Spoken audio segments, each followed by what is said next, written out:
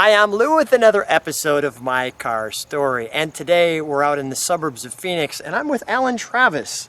Now, Alan Travis's claim to fame is his cars are, what, 1915? What's your newest one? 1915 is my newest, and I go back to 1896. 1896. So today, class, get your history lesson on, as well as myself. This is the beauty of My Car Story, is meeting Alan. Just came back off a tour with Jay Leno. Yeah, 2 days ago. And we videoed the 1913 Bugatti. Get ready, it'll be coming up for you. With that being said, today, what do we have behind you? We have a 1909 Delage Voiturette, the oldest Delage in North America. Delage has probably won more concours, the Elegances in the United States than any other brand besides Bugatti, of course. They were a racing car, an early performance racing car, and they were successful before there was even Bugattis running around the circuit. What you're seeing is a Voiturette. A Voiturette is a purpose-built, small, inexpensive race car, and that series started in 1909. In 1906 through 1908, all the racing was done on the Grand Prix and the like with Voitures, which are big cars, factory cars that they made 1 to 5 of that were $10,000 to $15,000 cars. Which would equate to what today?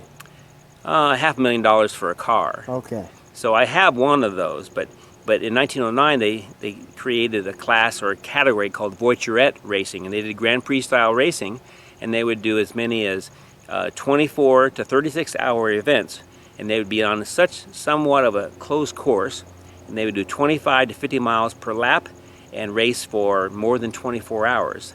The cars had to be efficient, had to get reasonable gas mileage, had to have some tire wear that was within reason. Yeah. The big Voitures would have a flat every 100 miles because of so much weight and horsepower, where the Voiturettes could go 1,000 miles on a tire, and since it takes as much as an hour to change a tire, a clincher tire, on an early car, that was a giant savings by having efficient cars.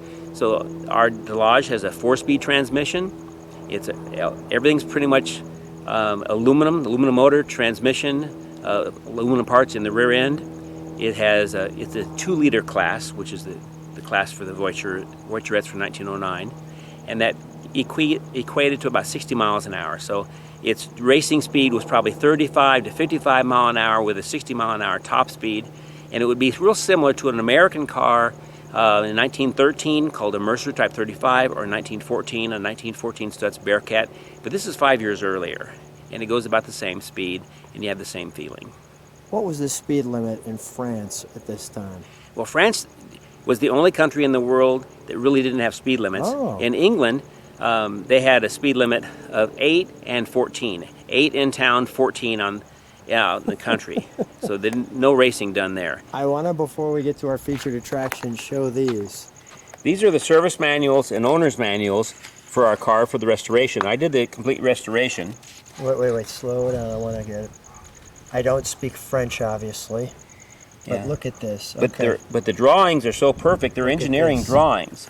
So when you look at any picture, it exactly sets forth the parameters, the specifications, the dimensions. So when you do a restoration... All right, don't turn that one. Okay. Because my people in France who watch the channel will want to read all this. Okay, Right. Go ahead. So they're extremely nice drawings. So for a service manual, you wouldn't expect something 105 years ago to have this detailed of drawings, but they were. Because there were no mechanics shops back then. There was no, you took it to your horseshoer, your blacksmith, and he was probably the only game in town to help you with things. So with this information, the blacksmith and you could figure out how to make your car run. So they really give you all kinds of specifications and information. So back then you could tune it up and you learn about it. And today, for doing the restoration, you have extremely good factory documentation. And that's the carburetor. So it just spells out what everything is inside the carburetor. So when you do your adjustments, you know before you even take it apart what is moving and what action is supposed to be being taken. So let me ask you a question. How long have you had this car? I've had this car about 5 years. This car was initially shipped to Australia in 1909 for the Gold King races in Western Australia. After I got the restoration done, we took it back to Australia and Tasmania, and our intent was to drive in the same areas that the car was driven 110 years earlier. So we did that last year. And also, when you go to foreign countries, you just can't count on good, reliable, interesting rental cars. So we take our own. And also, we're going to be able to retire. Enough with those 2000 cars. Let's just get something back from the Well, 1909. also, we're going to be able to retire someday on the money we save on rental cars. That's because we true. don't have to ever pay for rental cars. That is a great philosophy. Okay. Where did you find this booklet? This booklet I found in France. And then one of the books came with it. And the other one has more pictures. And you're going to see more that in a pictures. second. But I didn't want to miss a beat on this, because what year is this booklet that I think this is a 1909 or 1910 manual. You can take your phone on iTranslate and you can move it across the pages and get the gist of things too if you don't understand the drawings, but they're simply engineering drawings, so those make sense by just looking at them. Yeah. Okay. And there's some of the specifications. It's talking about the 4-speed transmission and the trunnion brakes. It has cable operated brakes like all the Bugattis had a couple years later. It's a pretty advanced car. Here's a 1914 book. This one is not as exotic as what mine are. This is when they had more bodies on the cars, not as pared down as what mine is, but shows the same motors and things. Give me just a second. Same clutches. Okay. Certainly shows the transmissions and the gears, and more pictures than drawings, so they're a nice complement to each other. This is good for me. Yep. Yeah, pictures are good for me. Yeah. Now this is interesting. This talks about their victories. Yep. So that says in 3 grand courses, 3 different categories. Yep. 3 victories confirmed. And that these cars look like what mine looks like in those pictures there. So I didn't realize that page was there, but it is. That's our chassis. If you took the and I want body to off. continue. You study these cars in this time period. You shared with me every night. How long? Oh, at least an hour every night, and I've done that for about 40 years. So I have between 6,000 and 7,000 early books and magazines, all 1915 and earlier. So before I go shopping for a car, I read all of the current manuals, current for 1909 or current for 1908, and then I figure out what I want, and I find where in the world that car exists, and I bring it home. I take it all apart and restore it so it drives and runs perfectly like it did 100 years ago, 110 years ago, whatever the case might be. So you're an engineer? Yeah, student of engineering. Student of engineering. So I believe I can do anything. That's what all students of engineering can. So even though an engineer might be limited by what his title says on electrical or mechanical or chemical, being a student of engineering means you can do anything that you start. And you've done that. And we're getting the chance to share it with you. Yep. But Pretty there's cool. lots of people that can do that same thing. Look at this, 9, 12, 14. That was the pricing in francs. Yeah, look at that. Okay. Go ahead. And the equivalent monies for cars back then were the same price as 2 or 3 homes. I mean, they were expensive then. And that's the book. Conditions and generalities. Let's go right to our featured attraction. I've left them on pins and needles. So tell me as we approach the car. This side has a wheel and a rim on it. Yep. The other side obviously doesn't. What do we have here? That's not a lunchbox. What do we have? No, that's a nurse tank for water, the copper tank. So a nurse tank means it's full of water, so if it runs out on the course, you have your own water. And that's a nurse tank for gasoline, the one in the back. So it carries 1.5 gallons of water, of gasoline. So let me get this though. It's got some writing on it. Yep. And they just stay there all the time. Okay. And then the nurse tire is, of course, the spare tire. You can see how it's bolted on. Yep. Okay. And then the spare tire. And these are the original tires that it had in 1909. Dunlop has been in business since the late 1800s, So the Dunlops were the racing tire that this always had on it. So that's a new Dunlop, and they're still in business. But that's the correct horn tire. here. It goes to here. Yeah. Go ahead, squeeze it. Pretty loud. That is pretty loud. One more time. Oh yeah, that's got some sound to it. Yeah. Tell me about this emblem on the side here. Well, Edward Below this is a Below race car. So Edward Below was an engineer and worked with different companies to make their racing series, like Pietro Bugatti was too. So, and in fact, Pietro Bugatti worked for Below for 1906 and 1907, so exchanged some of their ideas. So this is a Below racing car, and so the engine says Below on it, and so does the transmission and the pedals. And also on the back gas tank, very ornate gas tank, and this is the hill climb tank. The gas cap for the gas tank has Edward Below's Colossant emblem. So this gas tank is actually dated 1898. It's made with one piece of copper. There's no seam in it. There's no seam here, and there's no seam in the diameter. This was hand beat, and this is dated 1898. This is a Didion Bouton racing tricycle tank. And why is it mounted up back here like it is? Yeah. Because this is the hill climb tank. So when you're going to do a 40-degree climb, you would turn this tank on and you'd have gravity feed for your motor. And this pigtail was so the gas wouldn't seep out the top. Yeah, that's just a vent. And then here is where it goes into the vehicle. Yeah, that's right. Okay, and this is our shut-off switch. Yeah. I didn't think about that. One solid piece. Yeah, this is one piece of copper, all of it, and then a bronze cap on the end. And all of your cars start. Right. And you They all drive drive. them all. Right. Okay. Every one of them. Okay, every one. We've driven this one 10,000 miles. Of course we have. So, what do we have here? That's my junk, and then all right, inside, your junk in the trunk. I got it. But let me see something. Like, is this all? This is wood. it's wood, but Okay. the entire body is aluminum. Aluminum body. But with one the thing wood you'll trim. notice, it's an aluminum body, and it's a very ornate, pretty body. But the neat thing you're going to see some wood that was placed in the body when they made the body 110 years ago. And you can see this piece of wood. It is steam bent at this angle and that curve. You see the grain go along? So that wood has been there for 110 years, That's amazing. and it's still in good shape. Let me see these. These are obviously just regular tail lights. Is there anything unique? Well, this was bought at Harrods department store in 1909. That's an electric lamp from Harrods. So that is operational, and that's what our brake lights are in, and our tail Let me lights. take a look. Okay. And I can probably turn them on. Go ahead. We go on? No.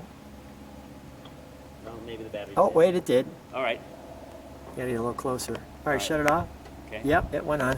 All right. So this is. That's electric. Okay. Not very bright, but at night you can see it.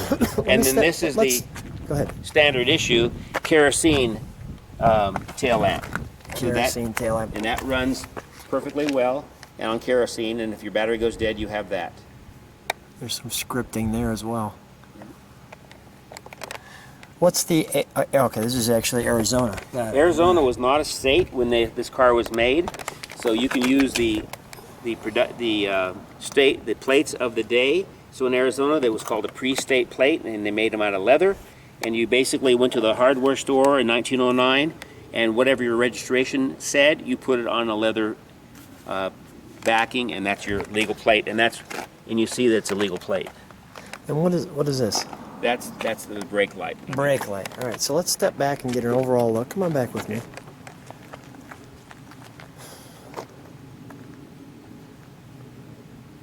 So does this car have racing history to it? Do we know? Yeah, from the Gold King races in Western Australia. And Okay. it's one thing back here before we go back to the front. Yeah, sure. You notice that the car is pretty short, but this piece of dumb iron, that's what that's called, that holds the rear suspension is really long, which makes the travel of the springs a lot longer. So even though it's a short car, the dumb iron extends way past the frame to give it a nice compliant ride. Okay, got it. All right, so now on this side, what do we have here? That's for the carbide lights. You put carbide and water pellets, and that generates acetylene gas. And we're gonna experience how to start it up. Yep.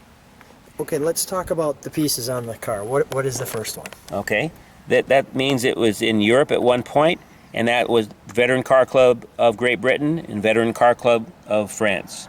Okay. And if you go back to the front here, Yep. also it was raced in the 20s in Germany, and this was an award it won. This is sterling silver, and this was an award, and it's also the box for the tools. The glove box. That's the glove box, and so that's a 90-year-old glove box award. And the thing below it is Charles Girot was the sole importer for Delage cars. So this came from the Charles Girot agency, and he was the Barney Oldfield of Europe. Now, Barney Oldfield to America was one of the most famous American racers. Charles Girot was one of the most famous European racers. And just like Barney Oldfield became an agent for some of the cars that he liked, so did Charles Girot. Got it. I just want to feature all of your little badges. Now, what is this? Is this actually the... Those are just the certifications from the making the car and the original serial number plates. So this is like your tag inside under the hood? Yep, that kind of stuff, but they're all bronze. And then you're supposed to use Didion Bouton racing oil, and that's what that is. And Didion racing oil, they probably stopped making that in 1910 or so. That's a very early designation. Okay. What is this gauge?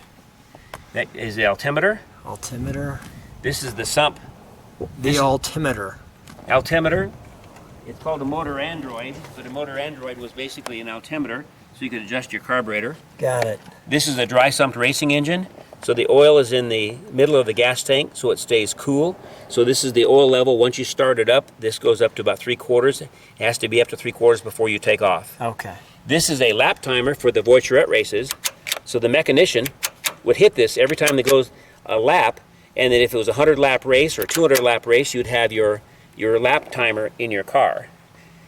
This is a gradiometer for taking your corners like a G-analyst. This is your light switch. That's how you adjust your carburetor, and you adjust it for a certain amount of clicks based on the altitude. This is the Delage clock, so you would set that to 0 when you started the race, and you knew it was going to be a 24-hour race or a 36-hour race. This is your speedometer. What's this one over here? This is the tachometer. Tack. This is your timing advance and retard. This is your kill switch, so if something all went wrong, you can kill your engine momentarily. Okay. We've got 4 pedals here. This is the gas pedal in the center, the sliding one. Okay. And this is the clutch and brake, these two. Okay. I see we've got Delage down there again. Yep. Okay. What's this? That is the heel pedal for the driver, because you're bouncing along maybe. Okay, so it's just something to keep your heel on. Yeah, and this here is the bell if there's a horse in your way. That's crazy. This is the hand throttle. What is this hole? I use it for a cup holder. Use it for a couple. Okay, you got me, serious, and I went back to being myself. Here's a 4-speed transmission. That's reverse. First is one click this way more. That's first, second, third, fourth. 4-speed, which is pretty amazing. It had 4 on the floor in 1909. That is amazing. 110 years ago. What's all the numbers underneath your speedometer? Is that That's the odometer and trip. Okay, let me just go over there for just a second to get that. I haven't shown the front, but I will right now.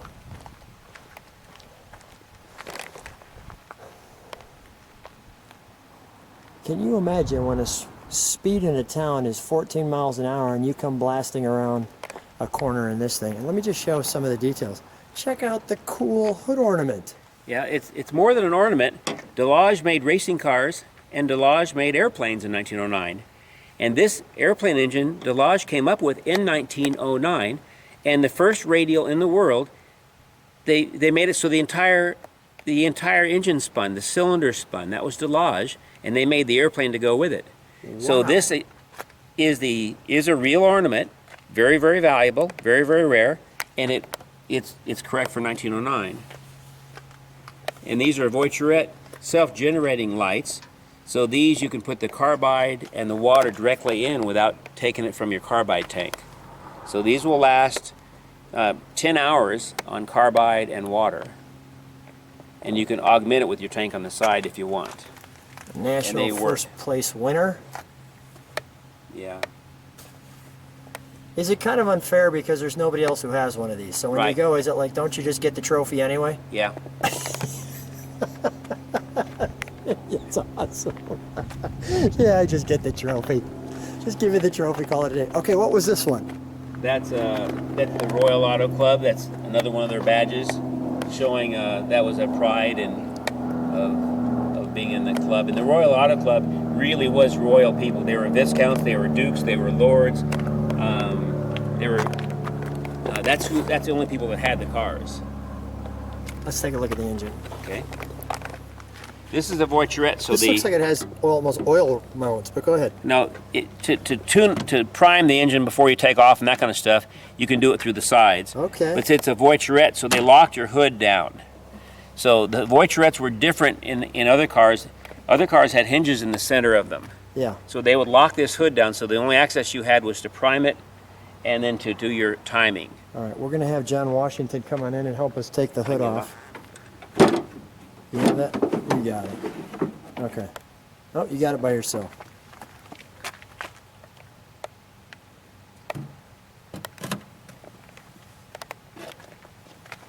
Now, why do we have a number right on your firewall right there?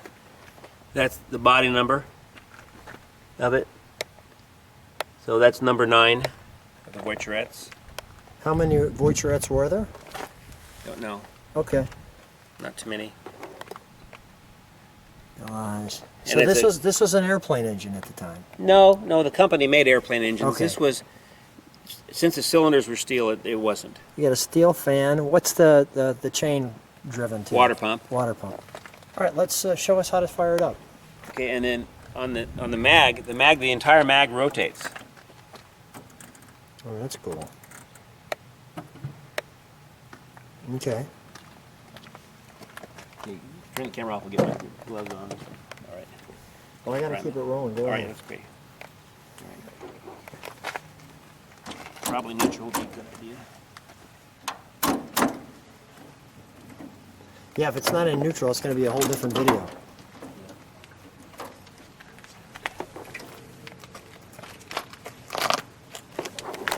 Okay, while you're doing that, Alan, I'm gonna feature some of these pieces on your rims. Flooding it. The weights. Okay, so you said you're flooding it. Yeah. Okay. So I may have flooded it enough. Okay. But you never know anything when you start an old car, because everything happens whatever it wants to do.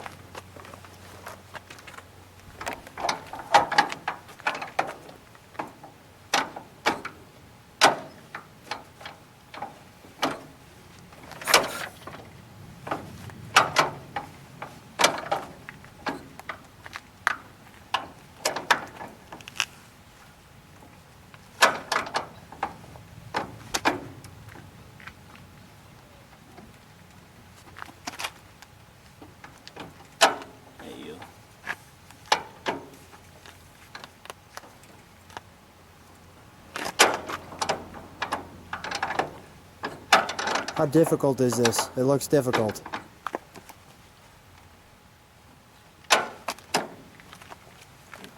Do we need to give it a push down the street? I don't know, maybe.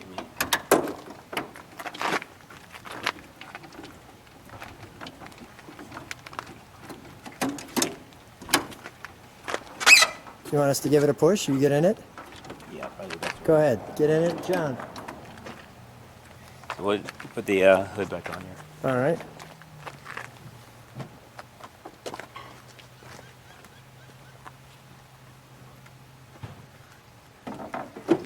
We're going to push. You're going to push. I'm going to hold the camera. You're going to push. All right. Hop on in, Alan. We'll figure this one out. All right. Just like they did back in the day.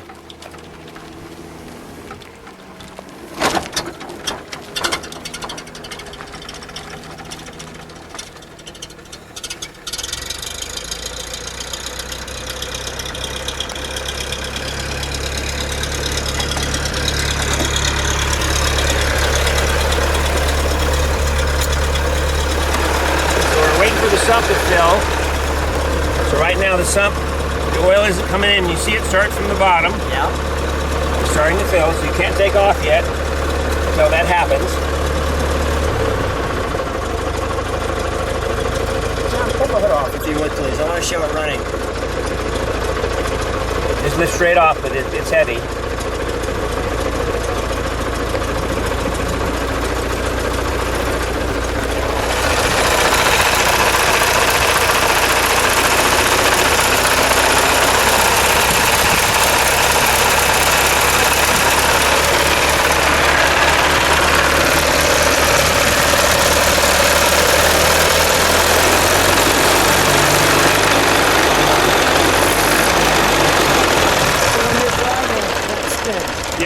So you're driving and that's spinning around. Yep, it That's does. fantastic.